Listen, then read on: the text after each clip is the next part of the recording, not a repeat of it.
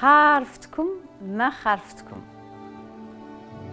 Il était une fois deux frères. L'un était très très riche et l'autre très très pauvre. Le riche avait des troupeaux de moutons, des troupeaux de vaches.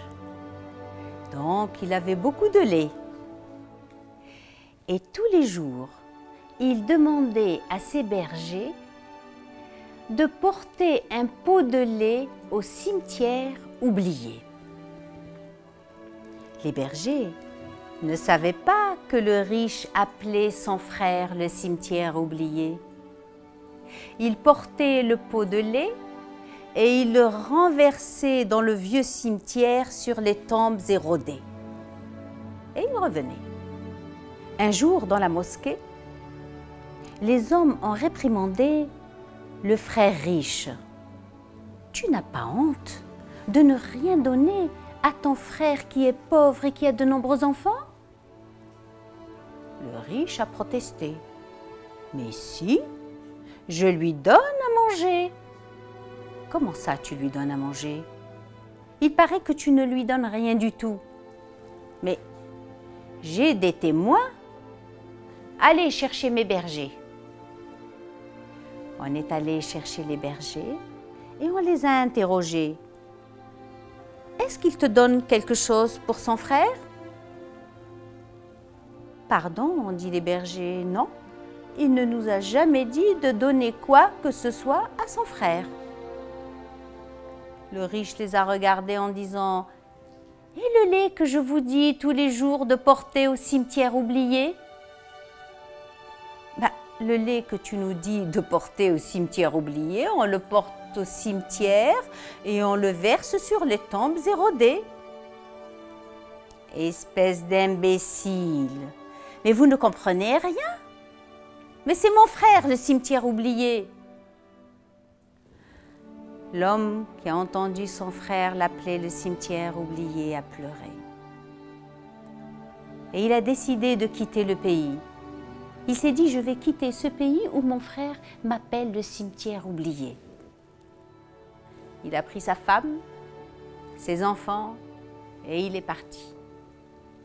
Il a voyagé longtemps et un jour il s'est posé dans une région, je ne sais pas laquelle, mais assez loin de son pays.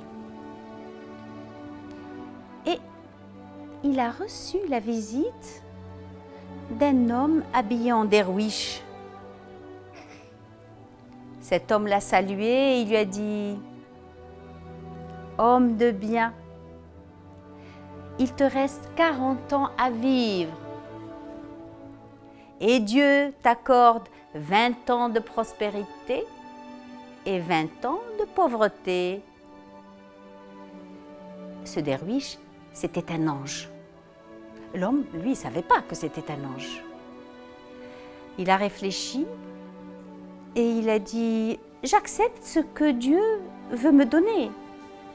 Mais comme tu es un homme bon et généreux, Dieu te demande de choisir.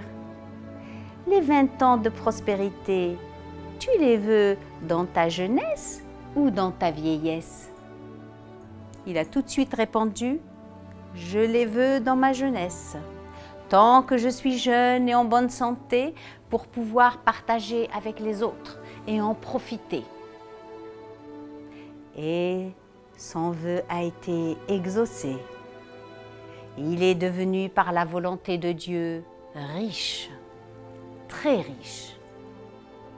Il a fait monter des tentes autour de sa tente et il a ouvert toutes ses portes aux pauvres, aux orphelins, aux veuves, à qui voulait. Il pratiquait la sadaqa.